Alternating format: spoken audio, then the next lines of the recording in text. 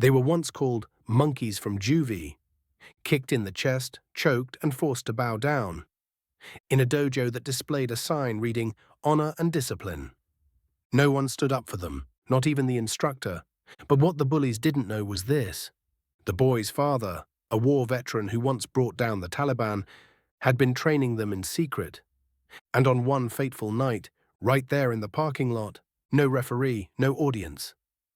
The camera captured everything, two so-called victims taking down two black belts in under 30 seconds.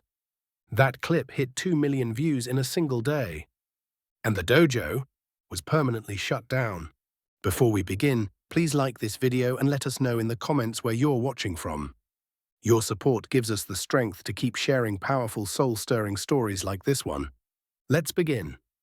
Monday morning, the sky over Oak Ridge was as grey as the ground, like the world had forgotten how to welcome sunlight. Two 14-year-old black boys, Zion and Ezra Coleman, stood in front of the heavy steel door of ironclad Marshall Academy. The doorknob was ice cold, but their palms were even wetter, drenched in sweat. This wasn't a joyride. This was where their parents had placed their trust, where their mother once said, "Martial arts will teach you discipline, self-respect, and how to stand tall in the face of injustice." The door creaked open. Inside was a whole different world. The hardwood floors gleamed with a cold, surgical polish. On the wall hung a black-painted motto, "Honor, Discipline, Commitment." But the first thing that struck Zion and Ezra wasn't the decor. It was the blade-sharp stare of Logan Price, a tall black belt student with a crisp haircut and a crooked grin, like the whole room was just his stage. Beside him stood Trent Wallace, arms crossed, silent but no less threatening. Both wore worn-out uniforms with frayed collars, but their eyes were razor-fresh, full of contempt. Logan eyed the brothers from head to toe, then let out a low whistle. "Another scholarship from juvie," Trent muttered. Zion heard every word, not because it was loud, but because the dojo suddenly fell dead silent. No one laughed, but no one spoke up either. At the front of the mat, a tall, wiry man with salt and pepper hair stood still. Master Greg Halston, the same man who hung a sign reading, "Every student is part of the ironclad family," cast one glance their way, and turned his face as if the two boys had never existed. Zion gripped his duffel strap tighter. Ezra lowered his eyes, but both kept walking forward, not because they didn't see what just happened, but because they were used to looks like that out in the world. They just never thought they'd find the same look inside a place called dojo. The first training session was nothing like what Zion and Ezra had imagined. Ironclad's welcome packet had clearly stated, "First day is for orientation, no heavy contact." But the moment they stepped onto the mat, one of the upperclassmen sneered under his breath, "Welcome to hell, scholarship boys." Zion was paired with Logan. It wasn't sparring, it was sanctioned punishment. Logan spun a roundhouse kick so fast, Zion barely had time to brace. He staggered back, only to be slammed in the gut with a follow-up kick while still off balance. Zion collapsed onto the mat, gasping. No one said a word. Master Halston simply adjusted his stopwatch, as if this was routine. Ezra was assigned to practice chokeholds with Trent. But Trent didn't go easy. He locked in the choke so tightly that Ezra's face flushed crimson, veins bulging from his neck, hands flailing for release. Only when a nearby female student rushed over in alarm did Trent let go, chuckling, "Oops, slipped." Halston's only response was the same tired mantra, "Control your breathing, that's the first lesson." That night at home, their mother asked, "How was today?" Ezra just nodded. Zion quietly replied, "It was okay, just tired." Then the two boys silently changed into pajamas. Under the yellow glow of their bedroom lamp, their bruised hands caught the light. A dark red welt marked Zion's side. Even Ezra, the one who usually joked, said nothing more. They lay in bed without talking, without crying, but also without sleeping. The next morning, they returned to the dojo, still in their white uniforms, still bowing as they stepped in, still being treated like air. No greetings, no questions. And the sessions continued, with strikes too hard, holds that lasted too long, and stairs colder than any Oak Ridge winter. Ezra began vomiting every morning in the dojo restroom. Zion started doing crunches until his abs tore. Not for training, but because it was the only pain he could control. They didn't tell their mother. She was working night shifts, barely having saved enough to pay their tuition. Her belief in martial arts ran deep. They didn't tell their father either, because if they did, there would be no turning back. And somewhere deep down, they still hoped. Maybe this was just an initiation. Maybe if they held on a little longer, someone would speak up, someone would step in. But one day after class, Zion turned to Ezra, eyes bloodshot, but voice flat and grown up. "Do you think we're learning martial arts? Or learning how to stay silent when we're disrespected?" Ezra didn't answer because he wasn't sure he could tell the difference anymore. Zion and Ezra's mother, Danielle, still believed martial arts was the best gift she could ever give her sons. Even with income from only 2 part-time jobs, she managed to scrape together enough to cover tuition every 3 months. Every time she saw her boys bow before entering the house, remember their manners, clear their dishes without being told, she smiled, thinking, "I did the right thing." "Martial arts trains the heart, not just the body," she'd often say while drying dishes, feeling at peace. But Samuel Coleman was different.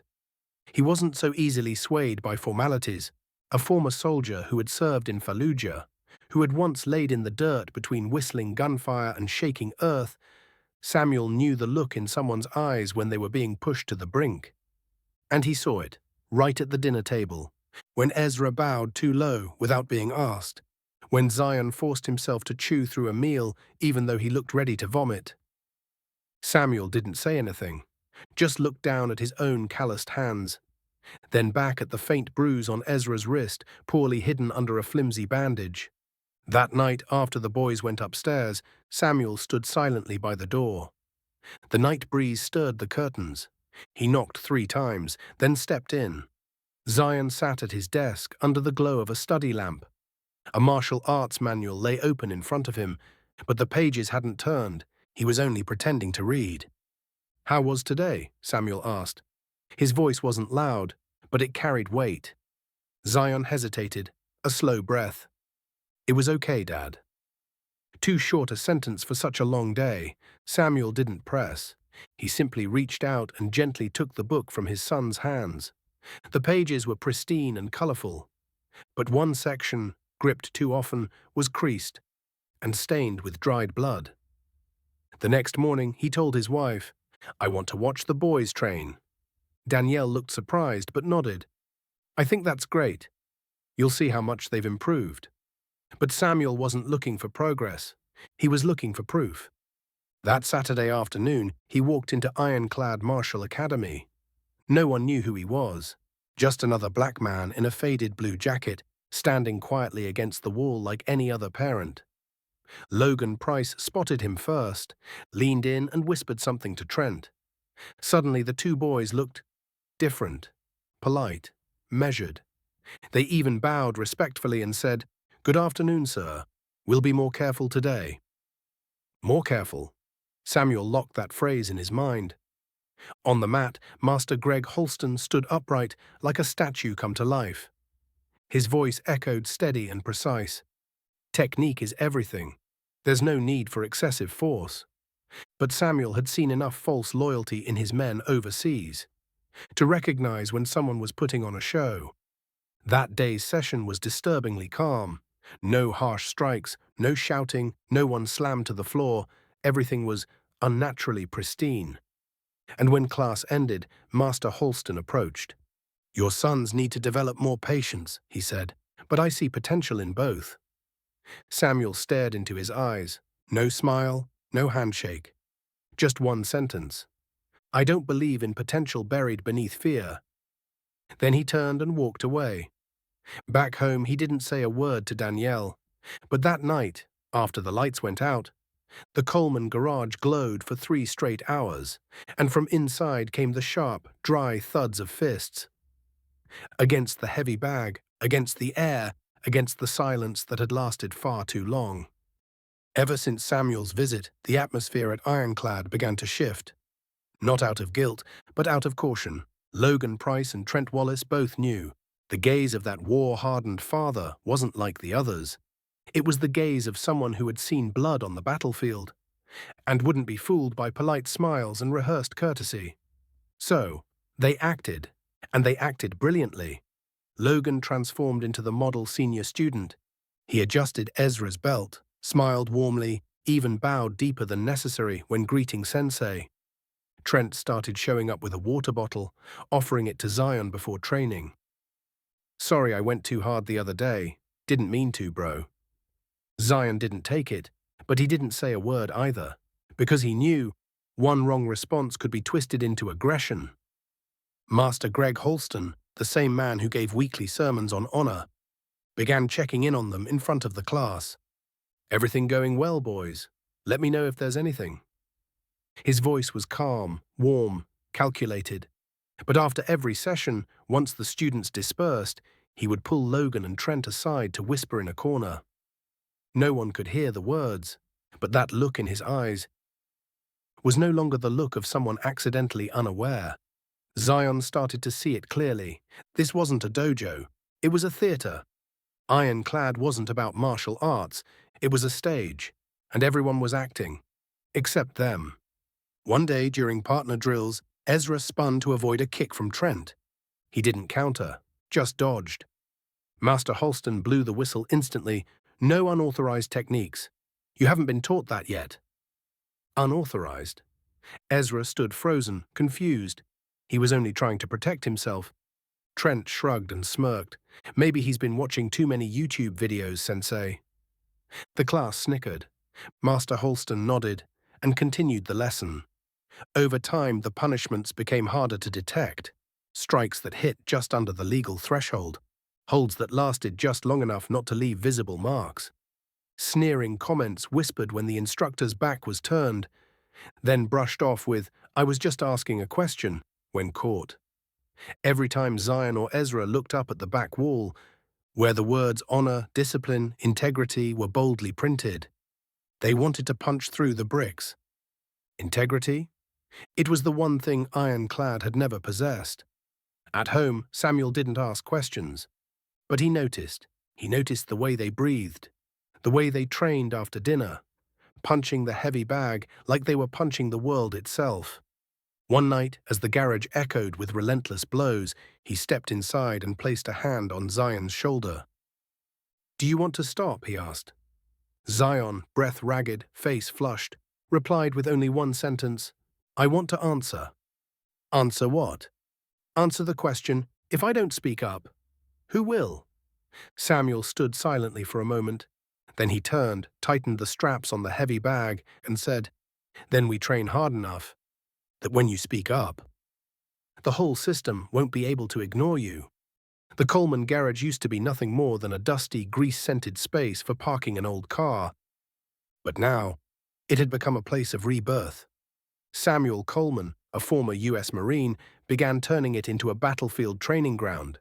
He didn't say, "I'm going to teach you martial arts." He simply said, "I'm going to teach you how to survive."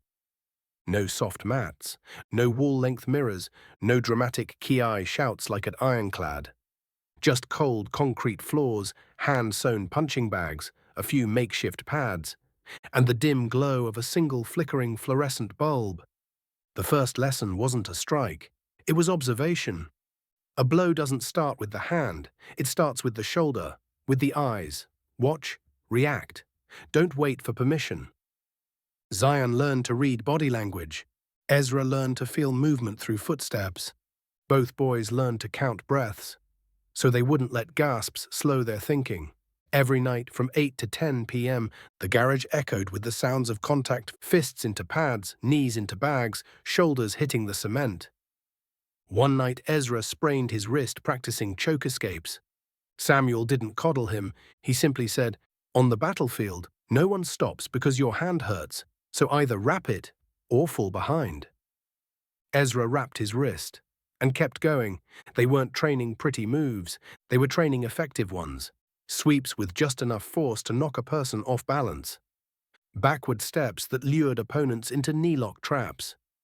using a training GI to choke without leaving a mark. After 1 week, Zion no longer flinched when someone approached him from behind. After 2 weeks, Ezra stopped throwing up before ironclad sessions. After 3 weeks, their eyes had changed. No more lowered gazes, no more searching for reasons to stay silent. Samuel watched them from the garage doorway and nodded, unable to put into words what he felt. He'd seen that look before, on soldiers who walked out of firestorms, not because they were invincible, but because they'd endured hell and returned. And now, he saw that same look, in the eyes of his sons. On the 21st night, after their final round of drills, Samuel laid out a cloth on the garage floor and placed 2 envelopes on it. Inside each envelope was an application to the Summit Youth Combat League, the largest open martial arts tournament in the state of Illinois. Ezra looked up at his father. "Are we strong enough?" Samuel didn't answer right away. He held their gaze, then replied firmly, "I don't know if you're strong yet, but if you don't step onto that mat, you'll always be the ones getting hit. This isn't about a dojo anymore. This is the question. Are you going to let the world keep you silent forever?" Zion and Ezra looked at each other. No words, just a nod. Quiet, firm, and as clear as a war drum. Summit Youth Combat League. Those 3 words weren't just the name of a tournament. They were a shrine of prestige.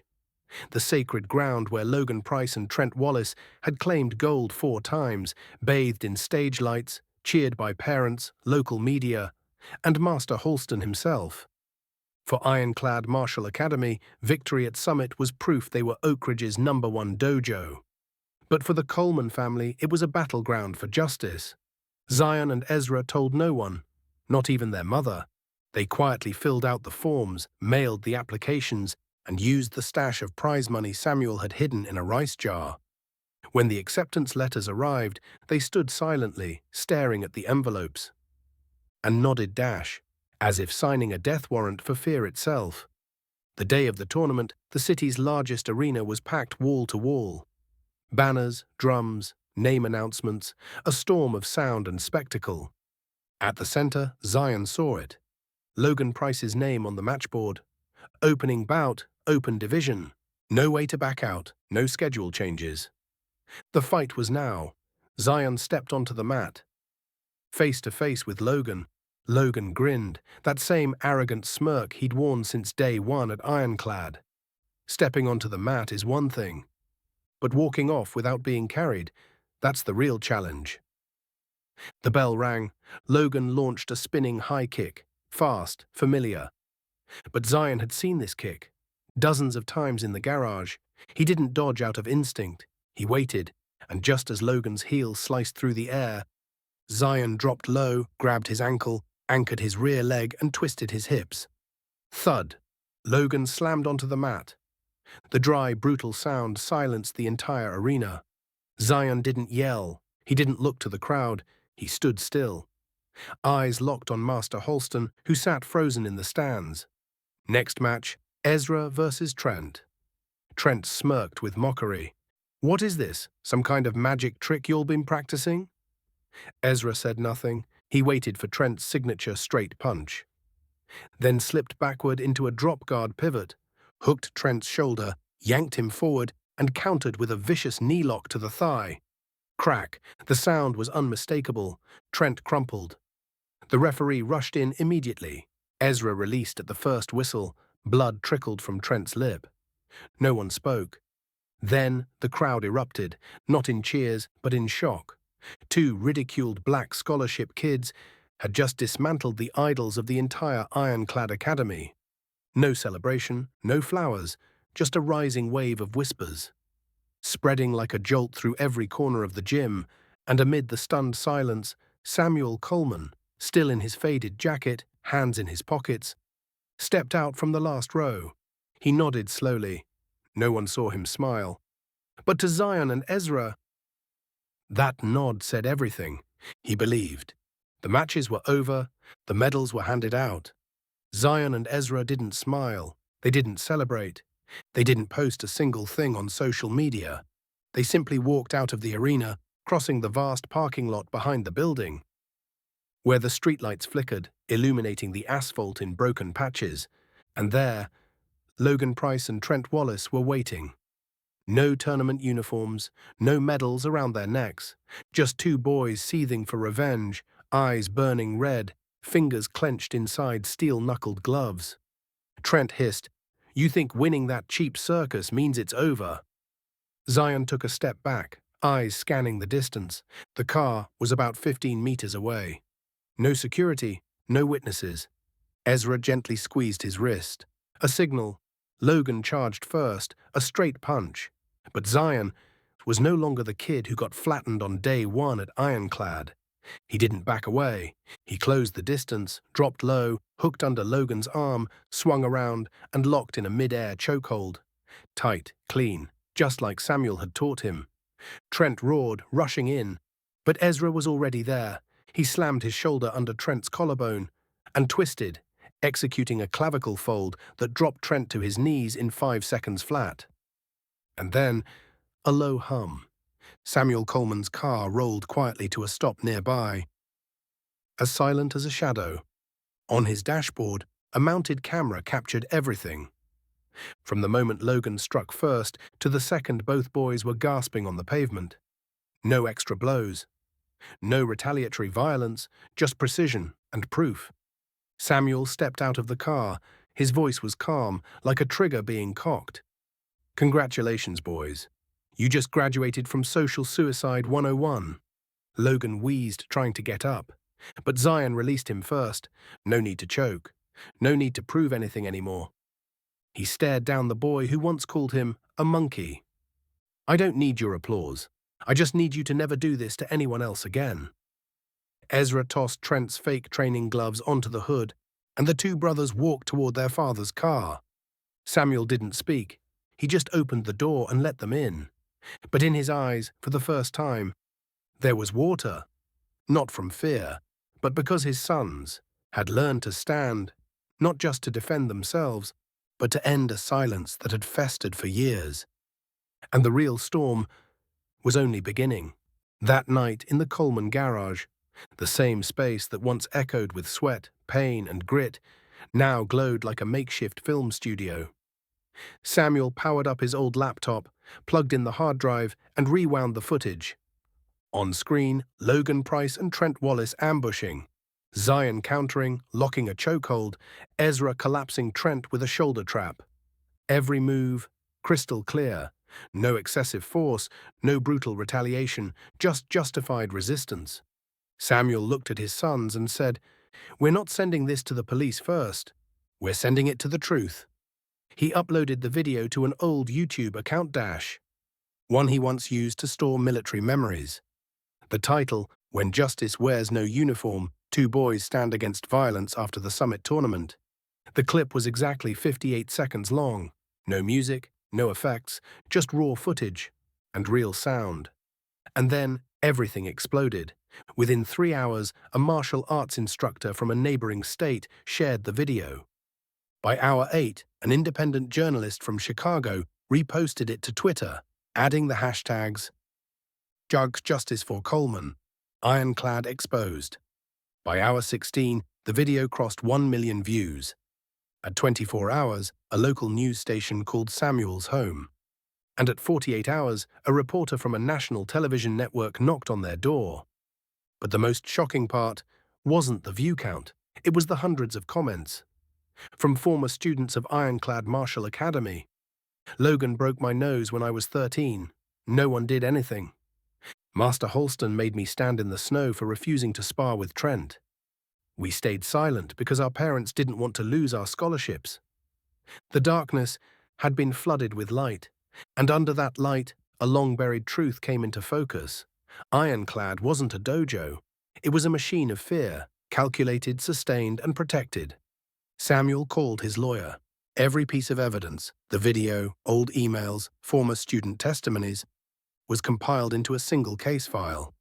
And with a gaze no longer angry, but sharp as forged steel, he declared, "This is no longer about my family.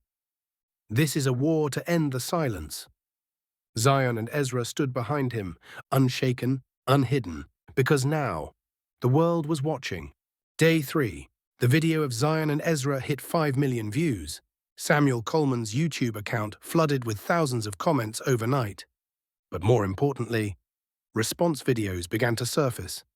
A 19-year-old girl, scar still visible beneath her eye, recorded a tearful monologue. "I trained at Ironclad when I was 15. Logan slapped me in the locker room because I outscored him. Master Holston told me I needed to be more humble." A mother, eyes red, held up her daughter's old karate gi, the one she stopped wearing after quitting Ironclad. "We thought martial arts would give her confidence, but all she learned was how to stay silent." A national-level coach posted a confessional video. "I turned down a job at Ironclad 3 years ago when they told me to focus on performance and not worry too much about student mental health. I wish I had spoken out then." On Twitter, the hashtag #Justice for Coleman skyrocketed into the top 3 nationwide within 72 hours. On TikTok, users recreated Zion and Ezra's fights in slow motion, adding action movie soundtracks. One video alone hit 12 million views in a day. But the biggest blow came from national television. NBC's 8 p.m. broadcast opened with, "Two boys from Oak Ridge, once victims at a martial arts academy, are now making America rethink the meaning of self-defense." A reporter stood outside the ironclad Martial Academy gates. The steel door behind her sealed shut. No students, no Master Holston. But the front door was covered in yellow sticky notes. "I believe you. We see you. Silence is no longer an option." Zion and Ezra continued going to school, like any other day. But when they entered class, every student stood and applauded. As they walked down the hallway, the janitor shook their hands. The PE teacher nodded with respect. The principal invited them to join the school's anti-bullying committee. And back at home, Samuel placed a small box on the kitchen table. Inside was a letter, handwritten by Sensei Aiko Tanaka of Valor Circle Dojo. "I've followed your journey, and I believe martial arts needs students like you to live again." The online storm still raged, but in the eye of that storm, the two boys once called monkeys from juvie now stood tall, heads high, eyes fearless, because now the world had heard them, and silence had finally been broken. Monday morning, the front gate of Ironclad Martial Academy was sealed shut. A crooked sign flapped in the wind, "Temporarily closed for internal investigation." But the people of Oak Ridge knew better. Internal investigation was just a polite way of saying this was the collapse of something beyond repair. On the morning news, the anchor's voice was firm. "The Illinois State Department of Physical Education has officially revoked Ironclad's license to operate after receiving 23 independent complaints from former students and parents. Master Greg Holston has been suspended indefinitely and now faces formal charges for covering up acts of violence against minors." A brief interview aired. "I was forced to spar with Logan Price even though my finger was broken." Holston just said, "Pain is part of martial arts." Testimony from a former student, now a firefighter. Within a week, 10 more alumni from neighboring states, Indiana, Wisconsin, Missouri, stepped forward, sharing eerily similar stories. Some described being locked in dark rooms, others recalled being forced to stand in snow as punishment, or made to fight opponents 2 belt levels above them. Each testimony was a broken fragment, but together they formed a chilling portrait of what the so-called prestigious dojo had truly been. Inside the office of the Coleman family's legal team, Samuel silently laid the compiled case file on the table. No speeches, no promises. The attorney looked at him, nodded once, and said, "We're not suing for revenge. We're suing to protect the kids who are still too afraid to speak." At a state emergency press conference, the Illinois Department of Education spokesperson announced, "We have launched a full-scale investigation into every training center previously affiliated with Ironclad. Unannounced inspections will begin next month. Our mission is to dismantle systems that prioritize trophies over children's safety and eradicate abuse disguised as discipline." Zion and Ezra weren't present at the press conference. They were somewhere far more important. Teaching their first class at Valor Circle Dojo, with Sensei Aiko Tanaka quietly watching from the back. Sensei asked gently, "Where do you two want to begin today?"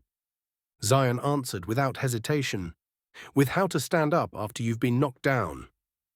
The iron door of Ironclad was now closed, and this time, closed for good. 11 p.m. The doorbell rang, 3 sharp, urgent chimes like someone pounding out a debt. Samuel Coleman opened the door. Standing on the porch were Richard Price and Harvey Wallace, 2 men in long coats, crooked ties, and eyes that didn't bother hiding their fury. In their hands, a thick stack of papers clipped to a letterhead titled Notice of Counter Lawsuit for Defamation and Emotional Distress. Richard hissed through clenched teeth, "You think your sons are heroes? We have evidence. We're suing for intentional assault." Harvey added, voice low and sharp, "Social media isn't a courtroom, Coleman. Your little show's about to end." Samuel didn't flinch, didn't raise his voice. He simply stepped back and opened the door wider. Behind him, the warm light revealed a faded photograph. Samuel in combat fatigues, standing in the burning sands of Fallujah, 2 fallen brothers beside him, his eyes wide open. He spoke calmly. "I once guarded a base in Iraq. Middle of the night, Taliban stormed in with mines and AKs. 3 of us held the gate. 17 of them tried. Not a single one made it past the threshold." Then slowly, he placed a file on the table between them. Medical reports proving Zion and Ezra were attacked first. Car dashcam footage with timestamp. Sworn statements from dozens of former students. And lastly, a restraining order already signed by the court, effective immediately. His voice never rose, but it landed like steel. "I'm not your enemy. But if you step across this line, I'll return like I did on the battlefield." Richard clenched his jaw. Harvey started to speak, but then he looked into Samuel's eyes and took a step back. Outside, the glow of police lights turned the corner. Red and blue flashes danced across Samuel's glasses, like helmet lights reflecting off an old combat visor. No more words were needed. The 2 men turned and left, swallowed by the night. Before closing the door, Samuel glanced down at the table. There, beneath the file, was a handwritten note from Ezra. "Dad, I finally understand why you were silent those first few days. It wasn't fear. You were waiting for the moment to strike back. At the right time." Samuel smiled, for the first time in years. Not for victory, but because his sons had learned the most important lesson of all, to hold their honor and only draw their sword when justice calls their name. Courtroom 4, Oak Ridge County Courthouse. High ceilings, cold lighting, and a witness stand that had long gone unnoticed, until today. Master Greg Halston sat at the defense table, hands clasped tightly. The once pristine white GI he wore, now reduced to a symbol of shame. In front of him, a formal list of charges concealing violent acts against minors, inflicting prolonged psychological harm, abusing authority to enforce silence. The prosecutor rose, voice deliberate and razor-sharp. The defendant, Greg Halston, was aware of, and even encouraged, senior students to teach lessons to newcomers he deemed too weak or soft. "Are you aware that over the past 5 years, there have been more than 37 withdrawal forms from Ironclad citing reasons of physical or emotional unsafety?" Halston tried to keep composure. But then the screen lit up, playing footage from Samuel Coleman's dashboard camera. The courtroom held its breath. Logan Price and Trent Wallace ambushing Zion and Ezra in the parking lot right after being defeated at the Summit Youth Combat League. Undeniable, unforgivable. Then came the witness. Zion Coleman stepped up, crisp white shirt, a bandage still visible on his left wrist.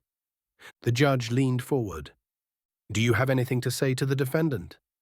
Zion looked Halston straight in the eye, his voice steady, low, and cutting through the silence like a blade.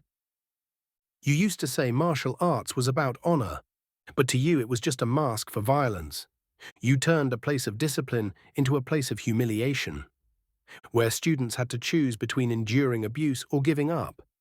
But we didn't give up. We pulled the mask off, and this time, no one's putting it back on." The courtroom buzzed.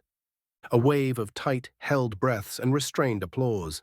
The judge's voice rang out, based on the video evidence, witness testimony, and submitted investigative material. This court accepts the motion for formal prosecution. Greg Holston is hereby remanded into custody pending preliminary trial. Additionally, all assets connected to Ironclad Martial Academy will be frozen to assist with ongoing civil investigation. Zion and Ezra walked out of the courthouse. No cheers, no smiles of triumph. They stepped into the Oak Ridge afternoon sunlight, its golden rays hitting their shoulders, where old bruises had started to fade. Ezra whispered, "It's not the end." Zion nodded, "Number, it's the beginning." But without the shadows. 3 weeks after the trial, the wooden doors of Valor Circle Dojo opened, not with a grand flourish, but with the quiet creak of a hinge, soft, but firm enough to mark the beginning of a new chapter. Zion and Ezra stepped inside. No one looked at them as scholarship kids, reform case entries, or viral sideshows. Here, everyone was called by their real name. No nicknames, no ranks used for intimidation.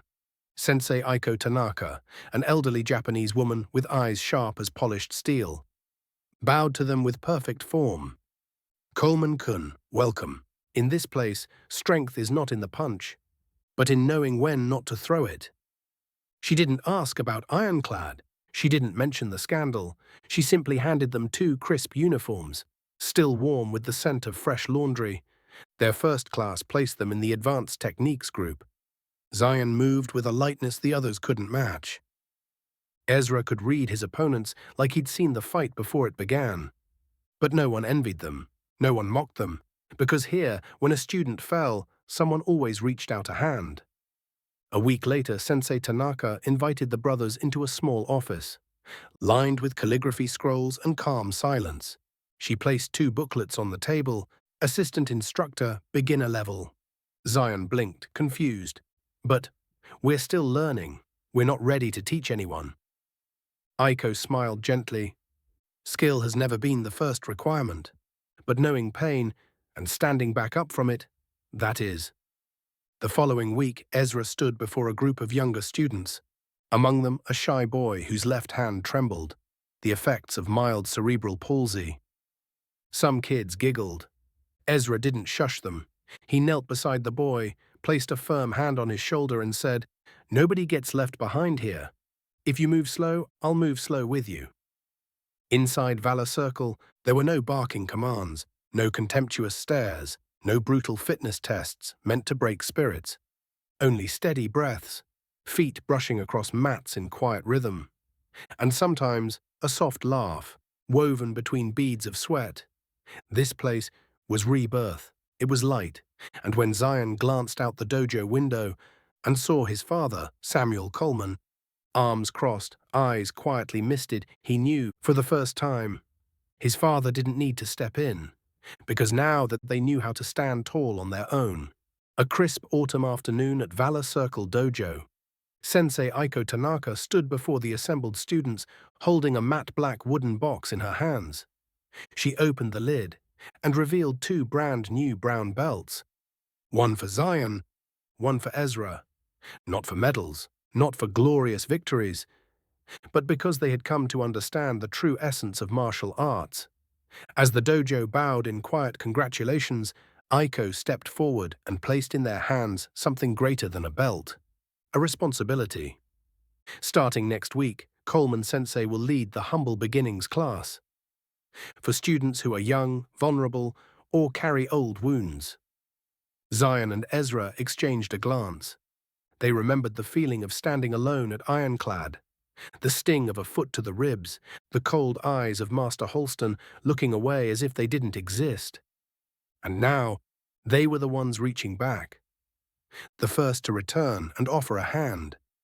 Their first class was small, just a dozen students. Zion stood in front of them, took a deep breath and spoke. His voice wasn't loud, but it filled the dojo like sunlight fills a quiet room. "Some of you may not believe you're strong. Maybe you've been hurt. Maybe you've been hit. Maybe you've been ignored. But if you're still here, it means you've already won the most important fight. You didn't quit." Ezra stepped in, placing a hand gently on the shoulder of a trembling student. Martial arts isn't about the prettiest punch. It's about standing up when the world tells you to lie down. It's about saying enough when silence is the easy choice, and if no one else has spoken up yet, be the first voice. A small boy in the class raised his hand. Sensei, what if I'm still scared? Zion knelt down eye to eye and smiled. Fear is what keeps us alive. Courage is what we do while we're still afraid. And that is martial arts. The dojo applauded, not loud, thunderous applause, but the kind of clapping that comes from hearts recognizing truth, from children who, for the first time, felt heard. At the end of class, when Samuel Coleman arrived to pick them up, he didn't say a word.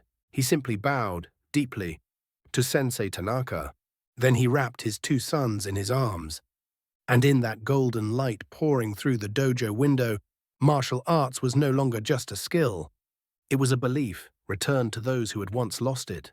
Some voices are born to be heard, others must fight just to exist. Zion and Ezra Coleman were not martial arts prodigies. They didn't win gold trophies. They never made the cover of a magazine. They were just two black boys, thrown into a system designed to silence resistance. But instead of staying silent, they chose to rise. Not with fists, but with a will forged in pain and the faith of a father who never stopped believing. From a cold garage, two young warriors dismantled a regime of fear, not for revenge, but to clear a path for the next generation. The quieter ones, the overlooked ones, the ones still learning how to speak. To know this, when the world turns its back, martial arts becomes the voice that stands up for you.